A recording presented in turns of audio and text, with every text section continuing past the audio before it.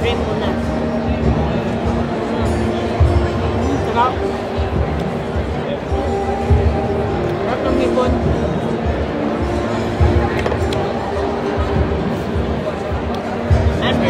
Can I take? Yes, please. Yes, right. Sarap diba? Ano lang to guys? Wala sa plano. Wala kami dito. Kaya hindi pa ako nag-ayos. Galing pa lang ako sa work.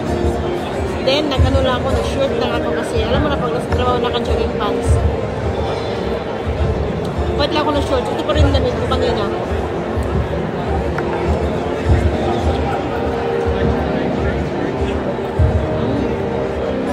Sarap.